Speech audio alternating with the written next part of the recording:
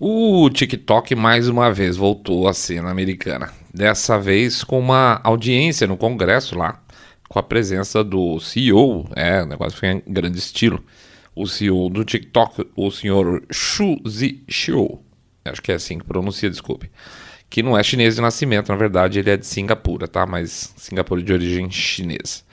A audiência levou horas, tá? E olhando por cima, até que foi boa, no sentido de abrir espaço de novo para o poder das grandes redes sociais, capacidade de influenciar a sociedade, etc e tal. Mas a gente vai traçar uma linha bem clara aqui. Uma coisa são os algoritmos aprenderem o que está se passando por dentro das estruturas do negócio, aprender a ir com isso e devolver a tal da experiência positiva do usuário que todo mundo promete. E outra coisa completamente diferente é o algoritmo entender como você pensa para passar, enviar para vocês mensagens, juntar determinados conteúdos de acordo com uma determinada agenda, com a linguagem que é mais convincente para o usuário. São coisas distintas sobre uma base semelhante, mas são muito distintas. Eu quero discutir com você exatamente isso, porque a gente percebeu que no Twitter, quando a gente falou a respeito, muita gente estava falando: mas não é exatamente o que as empresas americanas fazem, né? Facebook, Twitter, né? Meta, aquela coisa toda. Só que dessa vez é uma empresa chinesa, o americano é bonzinho, o chinês é ruim, aquela coisa toda. Por que tem essa diferença de tratamento na hora de falar do assunto? Então tá, vamos falar um pouco sobre cada um desses temas hoje por aqui, ok? Daqui a pouco a gente volta.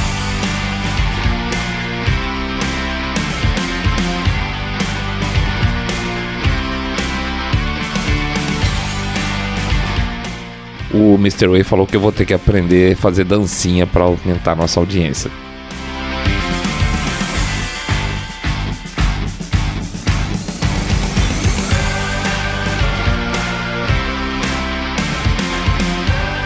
Saindo da bolha. Menos notícia, mais informação para você. Vamos tentar estruturar esse papo aqui, porque em 20 minutos tem tudo para sair um monte de tiro para cada lado e ficar uma porcaria o episódio se a gente não juntar direitinho. Deixa eu começar com uma historinha então. Lembram da história que ficou famosa de uma empresa chamada Cambridge Analytica, que compilava os dados do Facebook, puxava dados de todo mundo, tal, etc., e que acabou virando um case de maldade, de influência, inclusive nas eleições americanas lá? Pois é. Teve aquele documentário da Netflix, né, o Dilema das Redes, que falou sobre o tema. Empresas grandes, em prédios de vidro gigante, manipulando secretamente dados do Facebook para ganhar as eleições. Pois é, isso ficou uma cara dramática. Deixa eu falar uma coisa. E isso é de experiência pessoal. Acho que a gente já comentou em algum episódio por aí atrás. A nossa empresa na área de comunicação tem bastante tempo na área digital, né? Tem mais de 20 anos agora. E lá para trás, quando era possível ainda, isso era a coisa mais normal do mundo, gente. Era a coisa mais normal que tinha você fazer algum tipo de promoção, as pessoas se cadastrarem, a partir daí você se cadastrar, não com os dados, nome, CPF, essas coisas, com os dados de acesso dessa pessoa que dava um likezinho, você conseguia tirar um monte de informação. Você conseguia tirar praticamente qualquer coisa de perfil de consumo dela, tá? Então, por exemplo, a gente trabalhava para uma marca francesa de carro, e aí o cara queria saber, dá para saber entre os amigos e os amigos dos amigos quem estava comprando o Honda Fit? Ou comprando não, mas a gente podia achar com alguma facilidade menções a respeito disso e falar, olha, esse cara já visitou, o perfil da Honda, já visitou o perfil do Honda Fit, se é que tem, ele comentou isso em algum lugar, ou ele mandou uma mensagem para o amigo que falava de Honda Fit. A gente conseguia tirar com o pé nas costas. E nós estamos falando de uma empresa de 40 pessoas na época, tá? Na época a gente tinha mais ou menos esse volume de pessoas. Não estamos falando de Cambridge Analytica nem de campanha para o Donald Trump, tá? Isso era uma coisa absolutamente super tranquila. E tinha mais, antigamente o Facebook tinha uma parceria com o Serasa. Então a gente conseguia tirar, inclusive, quem estava melhorando de renda, tá? Quem estava em ascendência econômica, quem estava em decadência econômica, quem tinha comprado um bem de grande valor recentemente, tinha um monte de informação financeira que você podia pegar associada à pessoa. A Maria das Graças, ela acabou de comprar, sei lá, por exemplo, provavelmente um imóvel, porque ela tinha crescido muito o patrimônio dela, ela tinha, os rendimentos mensais dela estavam crescendo, então era uma pessoa promissora financeiramente, era muito bom para, por exemplo, sei lá, indicar para uma imobiliária, tá? Na hora que fosse fazer alguma campanha. Você conseguia fazer listagem de pessoas, mas não de pessoas nominalmente, tá? Eu não sei que a Maria das Graças, isso tudo. Eu sei que existe um registro lá, X, que tem essas características. E quando eu colocasse um banner do edifício tal, só as pessoas com essas determinadas características veriam, por exemplo, tá? Mas eu não sabia que ela chamava Maria da Graça, eu não sabia os dados dela, etc e tal. Pra mim, vou ser franco, isso não era um problema a partir do momento em que não houvesse acesso e não havia acesso aos dados pessoais. Eu não sei que é a Maria da Graça, eu sei que existe um registro lá no Facebook nesse sentido, tá? Isso aí é um negócio. Reparou como tudo aquilo naquela época, no entanto, na época da Cambridge Analytica, até com a vitória do Trump, acabou parecendo extremamente malévolo, macabro, foi vendido como se fosse a última maldade possível do mundo digital, apesar de que 4 anos antes, na época do Obama, apesar da tecnologia ser mais tosca, já dava para fazer alguma coisa semelhante, então, pois é. E o cacete aí, que é o quê? O seu Saindo da Bolha fazia isso na salinha da agênciazinha dele lá, tá? Não tinha nada, absolutamente nada de super incrível que precisasse grandes edifícios de vidro para fazer. Então, mas repara uma coisa, depois de eleito, sumiu, né? Porque agora você não podia mais acusar de uma coisa grande. Isso virou documentário, virou assuntagem, etc. Tal, mas meio que morreu, tá? Morreu rapidinho.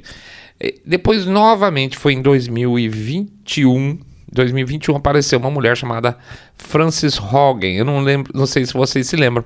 Era uma famosa whistleblower lá, dedo dura do Facebook. Ela trabalhava lá dentro e ela foi participar de uma audiência no Congresso americano, dessa vez pelo lado dos democratas. Ela foi lá falando que ela estava preocupada com as criancinhas, o capeta, o Facebook, etc e tal.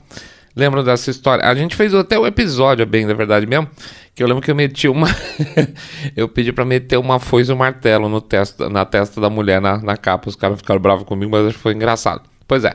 Então, essa tal dessa Frances Haugen foi lá e fez esse auê todo. Depois desse episódio, dessa audiência que ela fez lá no Congresso, tosquíssima, por sinal, que essa mulher foi elevada a heroína, vamos chamar assim. Ah, meu Deus, ela abriu as porteiras do Facebook. Passou o ciclo de notícias, e eu tô falando do ciclo de notícias, estourando uma semana, ela virou de nada de novo. Até fiquei curioso depois de falar desse episódio aqui, ver onde é que essa mulher tá. Pode apostar que vai estar em alguma organização associada com os democratas. Pode apostar. Eu vou procurar, eu prometo para vocês que eu vou procurar, se eu achar uma vez para vocês. Muito bem. A mulher sumiu novamente, mas desse estrago todo veio a necessidade do Facebook mudar a marca. Ela virou Meta, né? Facebook agora chama Meta, porque o Facebook era o capeta. E do Meta, eles tiveram que fazer essa adaptação toda por causa do metaverso, né? Metaverso. Então, tipo, olha, não olha pra cá, não olha o Facebook, mas olha, assinou Meta. E tudo virou metaverso, todo mundo vai comprar no Walmart, no metaverso e não sei o que lá do metaverso, as pessoas ficam andando na rua que nem tonta com óculos daqueles X, e vai ser uma loucura, metaverso, tá. Só eu que tô há 22 anos nesse mercado, já passei por pelo menos 3 dessas loucuras aí que o pessoal chama de modinha, que foi bem vendida e que a imprensa comprou, e de repente, se vocês olharem essa história toda do Facebook, sumiu, né? Facebook era o demônio a ser combatido e de repente, não mais. E o que é não mais? Não mais, se ele se fechasse ainda mais, ele fechasse a possibilidade de fluxo de informação, tivesse mais restrição à circulação de ideias, tá? Que foi mais ou menos o que foi o recado dado pela whistleblower, que o Congresso pressionou o Facebook. Olha, fecha mais a porta, porque senão vai dançar para o seu lado. E o Facebook, de fato, se fechou, tá? Tanto que o canal do Saindo da Bolha praticamente foi tirado do ar naquela época, tá? Padrão que se repete, é sempre o mesmo padrão. E aqui eu não tô falando que o tio Zuck é vítima do sistema não, tá? Tô apenas dizendo que esse mesmo cara muito grande também toma trombada de vez em quando para lembrar as regras do jogo que eles têm que seguir. Beleza? Muito bem. Volto no tempo. Pouquinho antes da Frances Haugen, né? Que chamava, acho que era. Uns 6 meses antes. Nos últimos meses da administração do Trump, eu sempre digo isso, atrasado como sempre, em relação a esse assunto, péssima a gestão desse assunto na administração dele, ele resolveu enquadrar o TikTok. Já estava lá já era lame duck, ninguém dava mais bola para ele praticamente.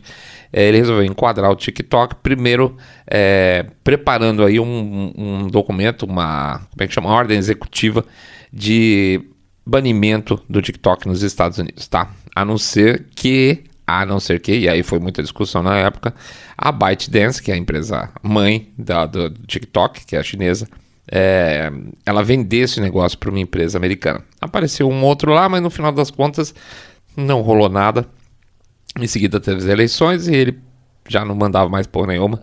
E vocês forem lembrar, não sei se vocês sabem, logo no começo, quando o Biden assumiu, houve uma leva de desfazimentos, mais ou menos que nem agora está acontecendo aqui no Brasil. O Biden entrou e desfez um monte de coisa do Trump, inclusive desfez aí essa ordem executiva que deveria ter esse banimento da ByteDance, do TikTok, a não ser que ele fosse vendido para uma empresa americana, e morreu o assunto, tá?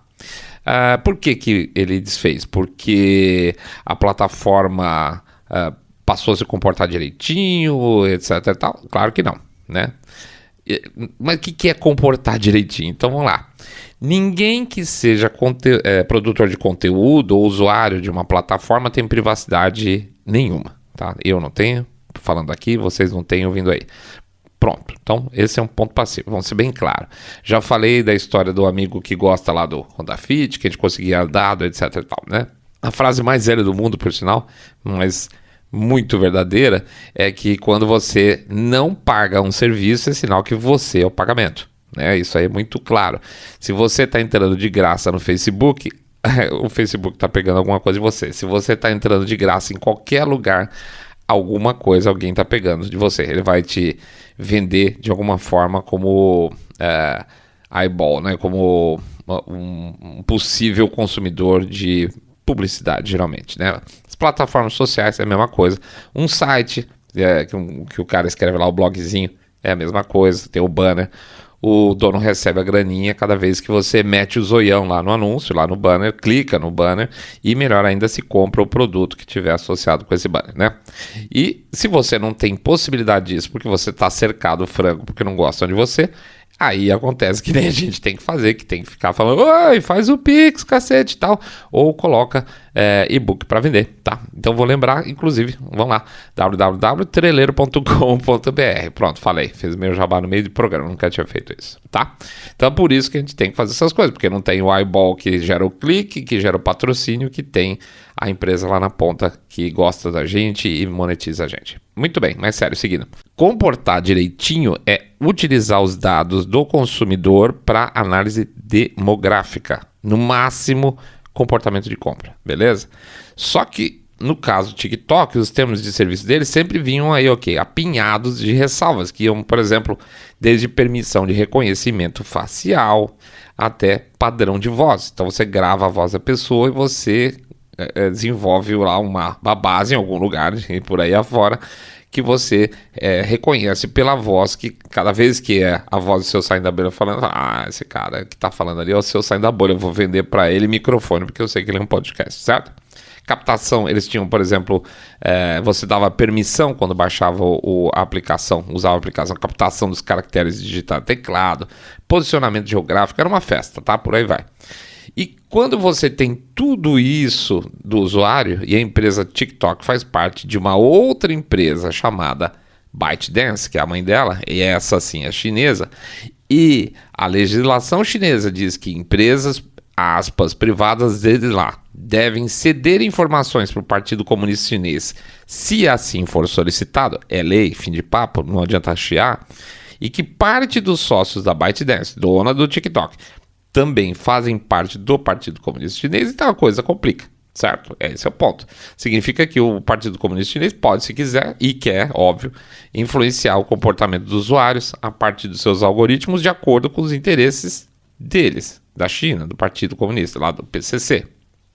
E quando a gente fala em influenciar aqui, a coisa não é vender carro de marca francesa baseado em palpite sobre Honda Fit, como era o nosso caso lá atrás, mas sim de mudar o resultado de eleição, criar na juventude americana ódio pelo próprio país, ou fazer com que eles mesmos, esses jovens, comecem a achar que lá na China a coisa é mó legal, que o capitalismo é opressor, mais que o comunismo liberta, que é muito mais democrático, essa baboseira toda, tá? Ou fazer uma divisão de sociedade, tá? Trabalhar com o conceito lá de opressor oprimido. Você pode ver, por exemplo, que no TikTok funciona muito bem essa parte de discussão sobre temas trans, tanto que tem o perfil lá, o Libson TikTok, o Libson TikTok que capta do TikTok esse monte de coisa de trans e jogava para dentro do Twitter, tá? Ou seja, o TikTok é uma plataforma aberta a esse tipo de coisa que gera divisões em sociedade. Então, já é sabido claramente que o conteúdo que o perfil de conteúdo exibido em diferentes localizados pelo TikTok também varia, tá? O que se vê no Brasil, o que se vê nos Estados Unidos, não é o que você vê na China. Você vai achar lá o TikTok deles, que na verdade não chama TikTok lá, é da ByteDance também, mas chama, eu esqueci o nome dos caras, eu vejo se eu acho depois isso aí pra vocês. Procura lá, TikTok na China, vocês vão achar o nome do cara, tá? Ele não é nada parecido em termos de apresentação de conteúdo com a nossa versão ocidental. Lá você vai encontrar o quê? Temas patrióticos, coisas sobre ciências, porque lá os caras não querem, lá na China, né? Eles não querem porcalhar a população, a sociedade deles com o lixo que vem aqui. E veja, eu não estou falando que aqui deveria ser proibido o lixo que é apresentado. Só estou dizendo que a ideia é que esse lixo não fosse empurrado goela abaixo da audiência, principalmente crianças e jovens, por meio de um algoritmo que tem esse objetivo. Entendeu? O conteúdo está lá. Fazer o quê? Paciência, liberdade de expressão. Mas você pode fazer com que as pessoas vejam mais ou menos isso. E é o que eles fazem. Então, assim, gente, já existe um estrago feito. Já era. Culturalmente, essa porcariada já é ponto de atração de uma geração inteirinha. E isso já tem um tempo, né? Já existe uma mudança cultural em função disso, de hábitos, de vocabulário, de valores, deturpação de conceitos, verdade líquida, né? O que é verdade para mim não é verdade para você. Desculpe, a direita também sente esses efeitos sem saber. Quando, por exemplo, o cara fica achando que ficar distribuindo história falseta tá ajudando a causa. Não tá. Então, adivinha se essa porcariada, essa lixaiada que conflita contra o próprio regime ia ser permitido na China pelo Partido Comunista Chinês? É claro que não, né? Então, esse é o direitinho. O direitinho é você oferecer alguma coisa em termos comerciais. Não tenho nada contra ver, eu pelo menos não tenho. Não tenho nada contra ver propaganda de miniatura de carro de Fórmula 1 na minha timeline, porque eu gosto de carro. Eu estou falando de mudança profunda no comportamento de uma civilização inteira. Aí isso é um pipinaço. Enfim, o CEO lá do TikTok foi lá e tentou, e vou ser franco, nem tentou assim com muita força convencer as pessoas de que os dados dos americanos não vão parar na mão do Partido Comunista Chinês, tá? Ele tem o famoso discurso lá do projeto Texas, que eles investiram $1,5 bilhão de dólares, fazer um data center no Texas, de forma que, aí o ponto, os dados não ficassem fisicamente fora do país, tá? Os dados estão hospedados dentro dos Estados Unidos, mas ele não tinha como provar ou mostrar que esses dados fisicamente localizados dentro dos Estados Unidos é inacessível à empresa mãe, que é a ByteDance, logo ao governo chinês, tá? Mas, seu Saindo da Bolha, isso é tão diferente do que acontece com as outras plataformas. Não é sob a ótica do uso de algoritmo para formatar uma cultura que, por sinal, apodreceu aí, ajudando aí a apodrecer o Ocidente, que não é vamos dizer assim, sob a ótica de privacidade também, tá? essa coisa toda influencia sim eleições, isso, portanto, destrói sim a democracia. Mas é diferente sob a ótica de quem tem os dados e, portanto, qual é o projeto político de dominação, né? Nos dois casos, empresas americanas tendo os dados, empresas chinesas tendo dados, ou o governo chinês tendo dado, a gente está falando de poder. E aí você pode escolher. Você pode escolher entre entregar o Ocidente para os líderes globalistas com seu discurso meio oculto aí, progressista, ou para o Partido Comunista Chinês, tá? Entre as duas frituras, eu ainda prefiro a primeira, tá? Não entregar para o Partido Comunista Chinês, porque a primeira ainda é passível de desmonte e a segunda não. Mas tem um outro pepino aí, e esse é cabeludo. A administração Biden está distribuindo dinheiro a rodo para empresas e instituições para, aspas, análise de dados das pessoas comuns, como eu e você, tá? Mas isso no atacado, por meio de novo, inteligência artificial e machine learning, tá? E a gente cita algumas. Tem uma empresa, por exemplo, chamada PicMetrics, que recebeu $1,5 milhão para fazer o quê? Tracking de sites de notícias, de blogs, de podcasts e de e-mails, tá? Newsletters, não e-mail pessoal, mas newsletters comerciais enviados por e-mail. Então, por exemplo, o Partido Republicano vai distribuir um conjunto de e-mails falando sobre determinado assunto, esses caras vão olhar lá dentro para ver o que está sendo falado a respeito. Ele se assina lá dentro, aquela coisa toda, e começa a receber e vão analisar as mensagens através de inteligência artificial, tá? Essa PicMetrics recebeu, então, do pagador de imposto americano, $1,5 milhão. Tem uma outra que chama Omelas, eu acho que é assim que se pronuncia. Ela recebeu $1 milhão para acompanhar o quê? Jornais, TVs, grupos de militância, redes sociais e até feeds de RSS. Tem a NewsGuard. Essa NewsGuard é engraçada, porque antigamente o pessoal fala, nossa, que legal, esses caras validam o viés dos veículos digitais, né? Por exemplo, esse cara é mais à direita e ele é confiável e não é confiável, chama NewsGuard.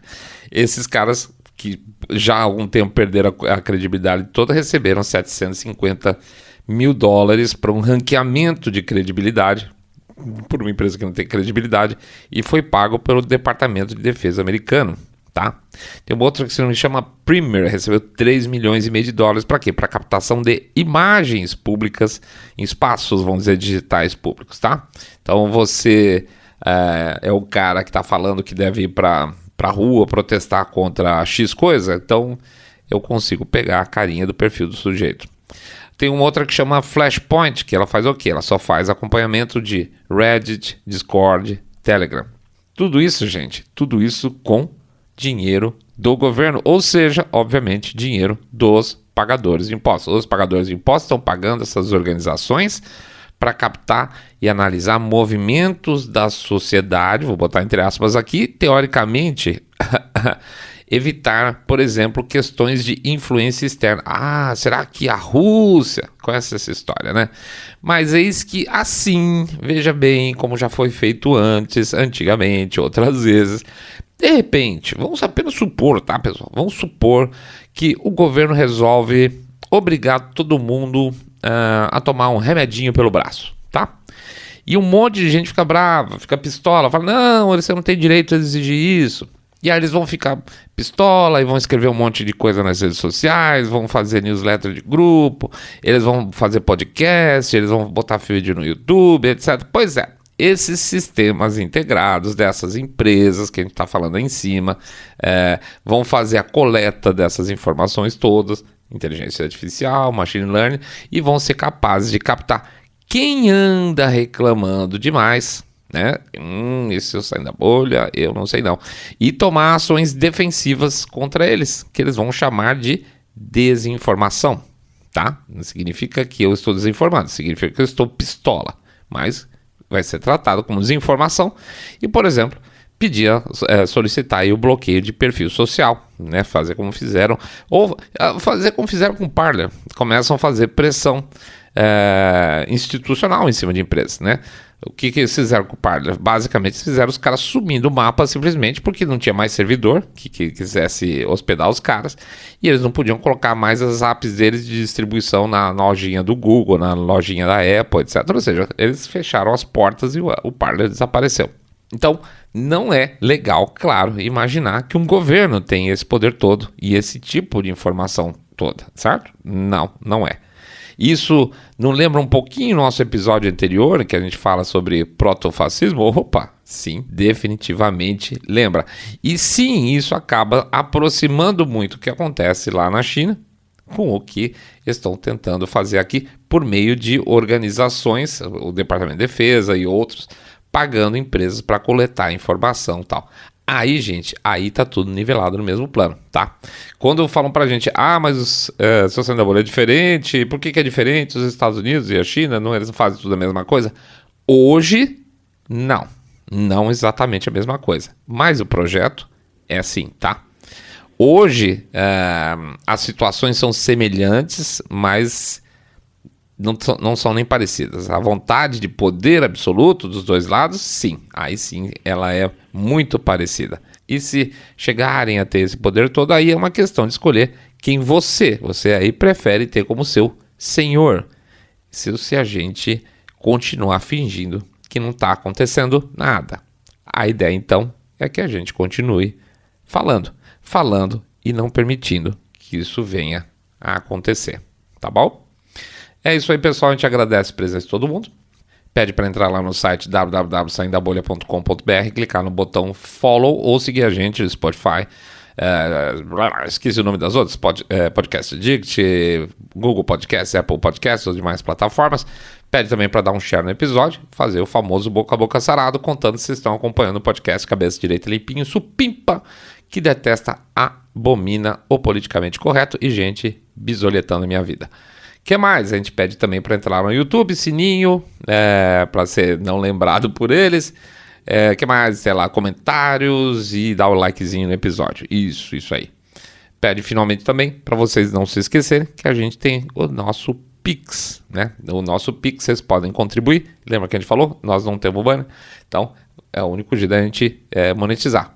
1, 2, 5, 10 milhões de reais. Pingado no EC, qualquer valor tá valendo. O que mais? Também tem... nós temos um programa de apoio. É o Apoia-se, tá? O endereço é apoia.se/saindo da bolha. apoia.se/saindo da bolha. Temos também o nosso livro. Hoje eu vou anunciar o anterior, que é o trailer, né? www.trailer.com.br. Vocês podem dar uma olhada lá no site. É muito legal o material. Por favor, fiquem à vontade. Se acharem interessante, comprem sim. E é só isso. Pronto, já falei um monte. Segundona, tá? Começa a semana. Trabalho pra caramba pela frente, mas a gente tá otimista, tá? Por mais que os ventos estejam soprando contra, a gente vai chegar lá. Pode ter certeza. Então, do lado certo, tem gente que protege. É isso aí, gente. Um grande abraço para todo mundo. Fiquem todos muito, mas super bem.